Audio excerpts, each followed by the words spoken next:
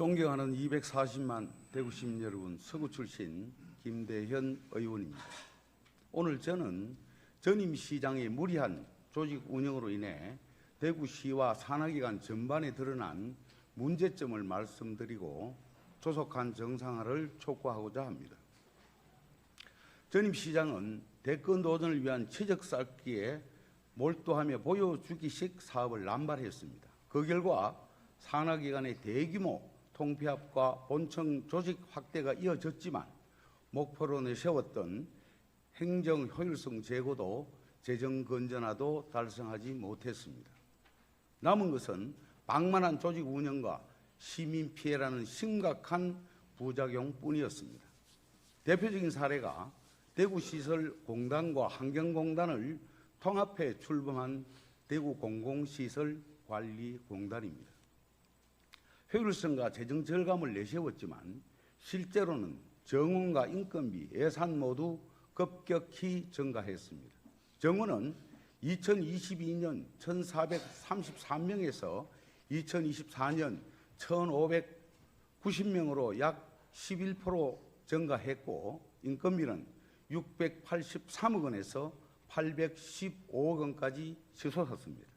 이는 통합 과정에서 양기관의 임금 격차를 맞추는 과정에서 비롯된 것입니다.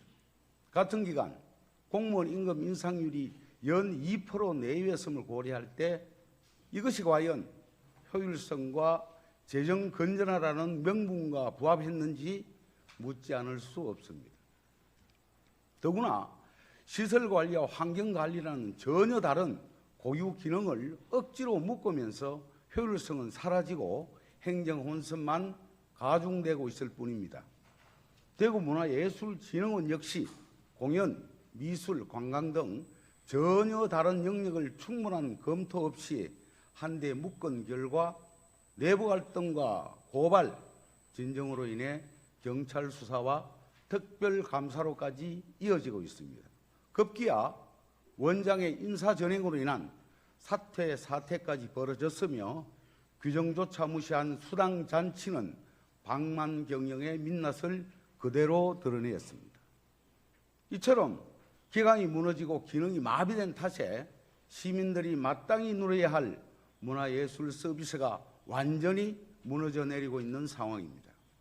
이는 제대로 된 검토 없이 졸속 통폐합이 가져온 참담한 결과를 단적으로 보여주는 신뢰라 할 것입니다. 대구교통공사도 마찬가지입니다. 당시 도시철도공사와 건설본부의 중복된 업무를 없애고 업무의 효율성을 높인다는 명분하에 통합을 했습니다. 그러나 건설본부 업무를 담당했던 대구시 공무원들은 여전히 교통공사의 파견 인력으로 운영되어 남아있고, 조직 문화가 다른 공무원과 공사 직원이 뒤섞인 기형직 구조는 구성원 간 갈등을 더욱 키우고 있는 실정입니다. 도시관리본부 또한 효율성을 높이겠다며 10개의 사업소를 묶어 신설했지만 그 결과는 정반대입니다. 결제 라인은 이중화되고 총괄부서와 시행부서가 따로 움직이며 협업은 원활히 이루어지지 않고 있습니다. 결국 행정 절차만 복잡해지고 시민 불편만 늘어난 상황이 된 것입니다. 이 모든 문제는 전임 시장의 무리한 조직 확대와 방만한 운영에서 비롯되었습니다. 대구 경북 행정통합추진단, 군사시설 이전 정책과 등 전임 시장의 대권 발판을 위한 대형 프로젝트 전담 조직들은 이미 그 명분을 상실하고 기능이 사실상 정지된 상태임에도 불구하고 여전히 유지되고 있습니다. 존재 이유를 잃은 조직이 시민의 부담만 키우는 현실은 더 이상 용납될 수 없습니다.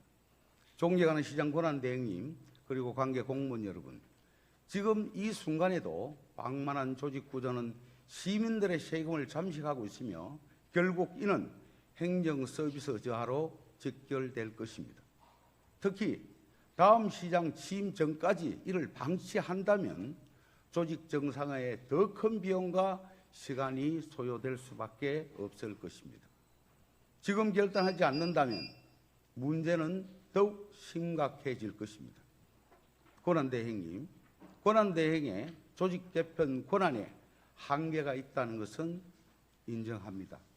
그러나 이를 단순히 차기시장의 권한으로만 치부하며 잘못된 조직을 방치하지 마시고 통폐합 무장응이 심각한 산악에 가는 관리체계를 전면 재정립하고 명분을 잃은 전임시장의 전담 조직은 과감히 축소 전환해야 합니다. 민선국기를 앞둔 지금 방만하게 운영된 조직을 정비하고 행정의 효율성과 책임성을 회복하는 것만이 시민 신뢰를 지켜내는 길임을 반드시 명심해 주시기 바랍니다. 경청해 주셔서 감사합니다.